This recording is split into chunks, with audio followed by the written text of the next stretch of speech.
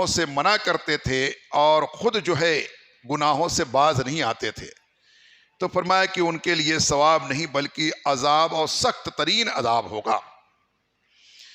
اس لیے ہمیں چاہیے کہ ہم خود نیکیوں کے پیروکار بنیں، گناہوں سے بچنے والے بنیں، اور جہاں تک ہماری قدرت ہو، طاقت ہو، لوگوں کو برائیوں سے روکنے والے بنیں اور نیکیوں کی طرف بلانے والے بنیں۔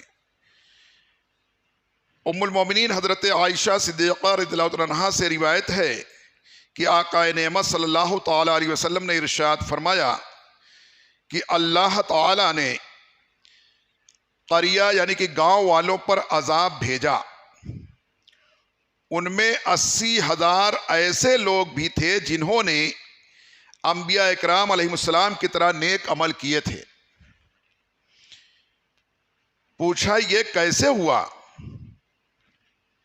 تو حضور اکرم تاجدار مدینہ صلی اللہ علیہ وسلم نے ارشاد فرمایا کہ وہ اللہ کے لیے کسی کو برا نہیں سمجھتے تھے، اور نہ وہ نیکی کا حکم دیتے تھے اور نہ ہی وہ برائی سے روکتے تھے۔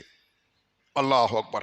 میرے زمرے دوستو، انتہائی غور طلب بات ہے یہ کہ نبی علیہ السلام نے ارشاد فرمایا کہ اللہ تعالیٰ نے ایک گاؤں والوں پر، ایک آبادی والوں پر عذاب بھیجا، فرشتوں کو حکم دیا کہ جاؤ اس پر میرا عذاب نازل کر دو اور اس بستی والوں کو اٹھا کے پلٹ دو۔ تو فرشتوں نے عرض کیا کہ الہ العالمین اس میں تو بہت سارے نیک لوگ بھی ہیں، یہاں تک کہ نبی علیہ السلام نے فرمایا کہ عرض کیا کہ 80,000 لوگ ایسے ہیں جو انبیاء علیہ السلام کی طرح عمل کرتے ہیں۔ کتنے نیک لوگ تھے؟ تو پھر ان پر کیوں کر عذاب کا حکم دیا جا رہا ہے جبکہ اس آبادی میں ایسے لوگ بھی ہیں اور اتنی بڑی تعداد میں بھی ہیں؟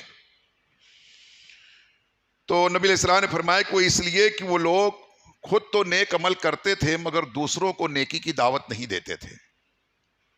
وہ لوگ خود تو برائیوں سے بچتے تھے مگر دوسروں کو برائیوں سے بچاتے نہیں تھے، اور کسی کو بھی اللہ واسطے، اللہ کے لیے کسی سے دشمنی نہیں کرتے تھے، نہ ہی اللہ کے لیے کسی سے دوستی کرتے تھے۔ اپنی کوئی بات بگڑ جائے تو انبن ہو جاتی تھی، دشمنی بھی کر لیتے تھے، اپنی غرض سے دوستی بھی کر لیتے تھے، مگر اللہ واسطے کسی سے برائی نہیں لیتے تھے۔ وہ یہ کہتے تھے وہ جانے اس کا کام جانے، جو جیسا کرے گا ویسا بھرے گا، ہم نے ٹھیکہ تو لے رکھا ہے کہ سب کو برائیوں سے روکتے بیٹھیں گے یا سب کو ہم نیکیوں کی دعوت دیتے بیٹھیں گے۔ اس طریقے سے کہ ہم نیک کرتے ہیں، ہم لوگ نیک ہیں، ہم نیکی کرتے ہیں، اب دوسروں کا ہم نے ٹھیکہ تھوڑی لے رکھا ہے۔ فرمایا کہ اس لیے اللہ تعالیٰ کو وہ لوگ پسند نہیں آئے اور اللہ تعالیٰ نے بروں کے ساتھ میں ان نیکوکاروں پر بھی عذاب نازل کرنے کا حکم دے دیا۔ تو پتہ یہ چلا کہ اگر اللہ کے عذاب سے بچنا چاہتے ہیں تو خود بھی نیک بنیں اور دوسروں کو بھی نیکی کی دعوت دیں۔ یہ دین جو ہے، دین اسلام جو ہے، مذہب اسلام جو ہے، یہ دعوت کی بنیاد پر پھیلا ہے، یہ تبلیغ کی بنیاد پر پھیلا ہے۔ کہ حجۃ الوداع کے وقت میں نبی علیہ السلام نے جب آخری حج فرمایا اور اس وقت میں کم و بیش 1,24,000 صحابہ کرام کی جماعت وہاں موجود تھی، تو اس میں آپ علیہ السلام جو خطبہ فرمایا آقا علیہ السلام نے، تو خطبے کے آخر میں یہی فرمایا کہ اے لوگوں، اے حاضرین، اے سامعین، تم جو مجھ سے سن رہے ہو تو تم جو ان لوگوں تک میری یہ بات پہنچاؤ جو یہاں پر موجود نہیں ہے اور میری بات ابھی سن نہیں رہے۔ تم کو میں یہ ذمہ داری دیتا ہوں کہ تم میری بات کو ان لوگوں تک پہنچاؤ جو اس وقت یہاں موجود نہیں ہیں، یعنی کہ یہ دعوت لے کر کے جاؤ اور دوسروں تک پہنچاؤ اس کو۔ خود سن کر کے عمل کرنے لگ جاؤ، اتنا تمہارے لیے کافی نہیں ہے۔ کہ حضرت موسیٰ علیہ السلام سے اللہ تعالیٰ نے فرمایا کہ اے موسیٰ، تو نے میرے لیے کوئی عمل کیا؟ اللہ اکبر۔ یہ موسیٰ علیہ السلام جو اللہ کے رسول ہیں، کلیم اللہ ہیں، اللہ سے کلام کرنے والے، اولو العزم پیغمبر، یعنی بڑے پیغمبروں میں حضرت موسیٰ علیہ السلام کا نام آتا ہے۔ تو ان سے اللہ تعالیٰ نے فرمایا کہ اے موسیٰ علیہ السلام، تو نے کبھی میرے لیے کوئی عمل کیا؟ تو حضرت موسیٰ علیہ السلام نے عرض کیا کہ الہ العالمین، سب تیرے لیے تو کرتا ہوں، میں نے نمازیں پڑھی تیرے لیے، اور میں نے تیرا پیغام جو تو نے فرمایا تیری رضا کے لیے میں نے لوگوں تک پہنچایا، روزے رکھے تیرے لیے، میں نے ہجرت کیا تیرے لیے، سفر کیا تیرے لیے، طرح طرح کی فرعونیوں کی صحبتوں کو، ان کی مظالم کو میں نے برداشت کیے، کس لیے؟ تیرے لیے، یہ سب تیرے لیے تو میں نے کیا۔ اللہ نے فرمایا کہ نہیں، یہ نماز تو تیرے لیے نور ہے، اور یہ میرے پیغام کو دوسروں تک پہنچا دینا یہ تو تیری ذمہ داری ہے، تو پیغمبر ہے نا، پیغام کو پہنچانا تیری ذمہ داری ہے، اور یہ تو تیرے لیے دلیل ہے، یہ تیرے لیے حجت ہے۔ تمام اعمال کو اللہ تعالیٰ نے فرمایا یہ تو سب تیرے لیے ہے نا، جیسے کہ ہمارے لیے فرمایا کہ یہ نماز جو ہے، یہ نماز تمہارے لیے قبر میں نور بن کر کے آئے گا، یہ قرآن تمہارے لیے دلیل بن کے آئے گی حشر میں، یہ روزہ تمہارے لیے جنت میں باب ریان سے داخل ہونے کا ذریعہ اور وسیلہ بن کر کے آئے گا تمہارے لیے، یہ سب تمہارے لیے ہے۔ تو حضرت موسیٰ علیہ السلام نے کہا اللہ پھر تیرے لیے کون سا عمل ہے، وہ کون سا عمل ہے جو تیرے لیے ہوگا؟ تو اللہ تبارک و تعالی نے فرمایا کہ اے موسیٰ، تو نے کبھی میرے لیے، میری رضا کے لیے کسی سے دوستی کی؟ میری خوشی کے لیے تو نے کسی سے دوستی کی، یا میری خوشی کے لیے کسی سے دشمنی کی؟ تب موسیٰ علیہ السلام نے عرض کیا الحال یہ تیرے لیے؟ فرمایا ہاں یہ میرے لیے ہے، کہ تیرا کتنا بھی عزیز ہو مگر اگر وہ مجھے نہیں مانتا، میری نافرمانی کرتا ہے، تو پھر وہ تو بھی اسے ناپسند کر، تیرا کتنا بھی پسندیدہ ہو، گھر کا ہو، خاندان کا ہو، اگر وہ میرا ناپسندیدہ، میرا ناشکرہ ہے، میرا نافرمان ہے، میرا منکر ہے، تو اس سے تو دشمنی کر، بھلے سے تیرا کتنا بھی عزیز کیوں نہ ہو، اور اگر کوئی آدمی کتنا بھی غریب کیوں نہ ہو، تیرا کوئی رشتہ دار نہیں ہے، بالکل اجنبی ہے، مگر میری تعریف، میری حمد کرتا ہے، میری عبادت کرتا ہے، تو اس سے تو دوستی کر لے، اپنے لیے نہیں، میرے لیے، یعنی تیرا اس سے کوئی مقصد، کوئی غرض نہیں کہ اس سے دوستی کرے گا تو کچھ فائدہ ہوگا تجھ کو، کوئی فائدہ نہیں ہے، مگر پھر بھی اس سے دوستی اگر تو کرے گا تو دوستی میرے لیے ہوگی، وہ دوستی میرے لیے ہوگی۔ یہ تب موسیٰ علیہ السلام نے عرض کیا کہ آپ سمجھ میں آئے کہ تیرے لیے یہ عمل ہے۔ تو نبی علیہ السلام نے یہ بیان فرما کر کے تمام صبح قیامت تک آنے والے مسلمانوں کے لیے یہ راہ بتا دی کہ یہ اللہ کے لیے یہ عمل ہے کہ اللہ کے لیے دوستی کرو اور اللہ کے لیے دشمنی کرو۔ الحب فی اللہ والبغض فی اللہ، بغض کرو اگر عداوت کرو کسی سے تو اللہ کے لیے، اور حب کرو یعنی محبت کرو تو اللہ کے لیے، اپنے مطلب کے لیے نہیں، اپنے غرض کے لیے نہیں، اپنے مطلب اور غرض کے لیے تو کوئی بھی کر لیتا ہے، اللہ کے لیے کرو۔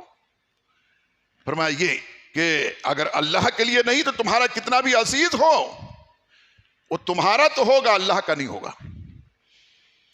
جیسا کہ حضرت نوح علیہ السلام پر جب طوفان آیا، طوفان نوح جب آیا، قرآن کی تفسیر میں آیا، تو حضرت نوح علیہ السلام نے اللہ کے حکم مطابق کشتی بنا لی، پھر جس کو اللہ نے حکم دیا اس کو سوار بھی کر لیا، طوفان آ گیا، پانی بھرنا اور بڑھنا شروع ہو گیا، مکانات کے مکانات ڈوبنے لگے، پھر ان کی کشتی تیرنے لگی، جب دیکھا کہ ان کے مکان میں بھی پانی آ گیا تو جلدی سے اپنے گھر والوں کو بلانے لگے، اپنی اہلیہ کو بلانے لگے، اپنے صاحبزادوں کو، بیٹوں کو بلانے لگے۔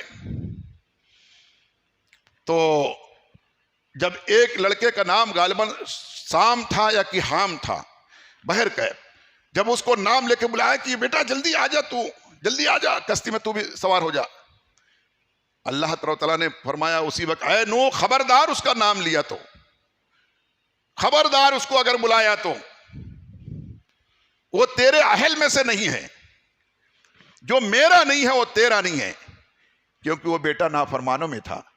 بیوی کو بلانا چاہو، خبردار اگر بلایا تو بیوی بھی نافرمانوں میں تھی۔ تو پتہ یہ چلا کہ واقعی کتنا بھی سگے والا کیوں نہ، اگر وہ اللہ کا نہیں تو ہمارا نہیں. تو فرمایا اللہ تعالیٰ نے کہ میرے لیے کوئی عمل اگر کرنا چاہو تو یہ بہت ہی مجرب ہے، بڑا مقبول ہے، بڑا ہی اللہ کا قرب حاصل کرنے کا ذریعہ ہے کہ اللہ کے لیے کسی سے دوستی کرو اور اللہ کے لیے کسی سے دشمنی کرو. یہ بات اپنے دل میں بٹھا لیں، ورنہ فرمایا کہ 80,000 ایسے لوگ جو انبیاء علیہ السلام کی طرح نیک اعمال کرتے تھے، وہ بروں کو برا نہیں سمجھتے تھے، لوگوں کو برائی سے روکتے نہیں تھے. یہ کہتے جو جیسا کرے گا ویسا بھرے گا. نیکیوں کی دعوت نہیں دیتے تھے، خود نیک کرتے تھے. اللہ نے فرمایا کہ یہ بروں کے ساتھ بھی ان پر بھی عذاب نازل کر دو. آقا دو جہاں صلی اللہ علیہ وسلم نے ارشاد فرمایا کہ مجھے اس ذات کی قسم جس کے قبضہ قدرت میں میری جان ہے، ایسا شخص یعنی کہ نیکی کا حکم کرنے والا اور برائی سے روکنے والا، ایسا شخص جنت میں تمام بالا خانوں سے اوپر رہے گا. جو لوگوں کو نیکیوں کی دعوت دیتا ہے، برائیوں سے منع کرتا ہے. نبی علیہ السلام فرما رہے کہ جنت کے جو بالا خانے یعنی جو درجات ہیں، بلند بلند درجات جو ہیں، ان میں سب سے بلند درجے پر وہ شخص رہے گا جو دنیا میں تبلیغ کا کام کرے گا، جو بحیثیت مبلغ زندگی گزارے گا، جو لوگوں کو نیکیوں کی دعوت دے گا، برائیوں سے منع کرے گا. فرمایا کہ اس کو وہ مقام ملے گا تمام بالا خانوں سے اوپر، یہاں تک کہ شہداء کے بالا خانوں سے بھی اوپر ایک بالا خانہ ہوگا، ایک درجہ ہوگا. اس میں وہ شخص، وہ لوگ رہیں گے جو لوگوں کو نیکیوں کی دعوت دیتے ہیں، برائیوں سے منع کرتے ہیں، جس کے اوپر سب زمرد کے 300 دروازے ہوں گے. اس حصے میں، اس درجے میں جنت کے، اس میں یاقوت زمرد کے، ہیرے جواہرات کے 300 دروازے ہوں گے اس میں. اور فرمایا اور ہر دروازہ نور سے معمور ہوگا. ہر دروازہ یوں روشن اور چمکدار ہوگا، نور سے جگمگ جگمگ کرتا رہے گا. اور فرمایا کہ وہاں پر 300 پاک دامن حوروں سے ان کی شادی کر دی جائے گی. 300 پاک دامن حوروں سے ان کا نکاح کر دیا جائے. ان کے نکاح میں اللہ تعالیٰ 300 حوریں انہیں عطا فرمائے گا. جب وہ کسی ایک حور کی طرف متوجہ ہوگا، جب وہ مبلغ، وہ دین کی دعوت دینے والا، وہ نیکیوں کی دعوت دینے والا، وہ برائیوں سے منع کرنے والا، وہ شخص جب کسی ایک حور کی طرف توجہ کرے گا، اس کی طرف متوجہ جب ہوگا، تو وہ حور کہے گی کہ تمہیں وہ دن یاد ہے. وہ حور کہے گی کہ تمہیں یاد ہے وہ دن جب تم نے نیکی کا حکم دیا تھا، جب تم نے کسی بندے کو، کسی گنہگار کو نیکی کا حکم دیا تھا. اور وہ دن یاد ہے جب تم نے کسی بندے کو برائی سے منع کیا تھا. وہ حور یاد دلائے گی، تمہیں یاد ہے وہ دن. دوسری کہے گی کہ آپ کو وہ جگہ یاد ہے جہاں آپ نے نیکی کا حکم دیا تھا اور جہاں آپ نے لوگوں کو برائیوں سے منع کیا تھا، وہ جگہ، وہ مقام یاد ہے.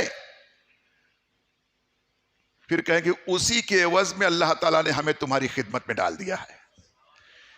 اسی کام کی عوض میں، اس کے انعام میں، اس کی وجہ سے اللہ تعالیٰ نے ہمیں تمہارے جو حوالے فرما دیا، تمہارے نکاح میں ڈال دیا ہے، تمہارے جو تو شادی، تمہارے ساتھ ہماری شادی فرما دی ہے اللہ تعالیٰ نے. میرے عزیزو، میرے دوستو، انعام کتنا بڑا ہے. اور ایسے بہتیرے انعامات ہیں کہ شہداء سے بھی بڑا مقام.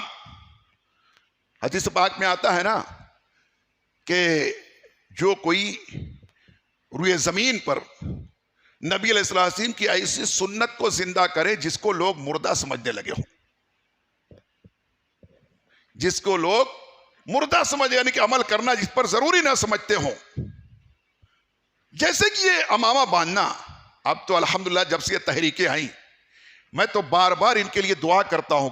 جو ہے تو یہ چاہے وہ سنی دعوت اسلامی ہو، چاہے وہ دعوت اسلامی ہو، چاہے سنی تبلیغی جماعت ہو، یا چاہے یہ بدم گلشن طیبہ ہو، چاہے یہ رضا اکیڈمی ہو، یہ جتنی سنی تبلیغی جماعتیں ہیں، یہ جب سے وجود میں آئی یہ امامہ نظر آنے لگا. ورنہ جلدی سے دکھتا نہیں تھا. مصلی پہ رہنے والے نہیں باندھتے تھے، امامت فرمانے والے نہیں کرتے تھے. آج بھی بہت سی مسجدوں میں ٹرسٹیان جو ہے تو زور دے کر کہتے کہ امام صاحب امامہ باندھنا کرو، نہیں تو آج بھی بہت سے لوگ کتراتے ہیں بہرکیف. تو ان تحریکوں کو اللہ تعالیٰ اور آباد فرمائے، اور عروج عطا فرمائے، اور ترقی اور بلندی عطا فرمائے. کہ ان کے ذریعے سے آج میرے جیسے نہ جانے کتنے لوگ جو ہے تو الحمدللہ سنت رسول کے پر عمل کرنے والے ہو گئے. پیکر تو نہیں بن گئے لیکن کچھ تو عمل کر رہے ہیں، ورنہ لوگ اس کو بھلا چکے تھے تقریباً. تو فرمایا کہ جو ایک سنت پر تمسک اختیار کرے گا ایسے وقت میں اندہ فسادی امتی، جبکہ امت میں فساد پھیلا ہو، لوگ سنت کو اہمیت نہیں دیتے ہو، ایسے میں کوئی سنت پر عمل کرنے لگ جائے تو فرمایا اس کو ایک نہیں بلکہ 100 شہیدوں کے برابر ثواب دیا جائے گا. تو اس وجہ سے اس کو اس داعی دین کے کو جو ہے یہ شہداء سے بھی بلند مقام عطا کیا جائے گا. تو لہذا یہ کام کر کے زندگی گزاریں، یہ کام کرتے ہوئے زندگی گزاریں. اس طرح سے روایت ہے کہ اللہ تبارک و تعالیٰ نے حضرت موسیٰ علیہ السلام سے فرمایا کہ تم نے کبھی میرے لیے بھی کوئی عمل کیا؟ وہ روایت ہے جو میں نے پہلے عرض کیا. موسیٰ علیہ السلام سے اللہ تبارک و تعالیٰ نے فرمایا کہ کبھی میرے لیے کوئی عمل کیا؟ تو موسیٰ علیہ السلام نے عرض کیا الحال عالم سب تو تیرے لیے تو کرتا ہوں.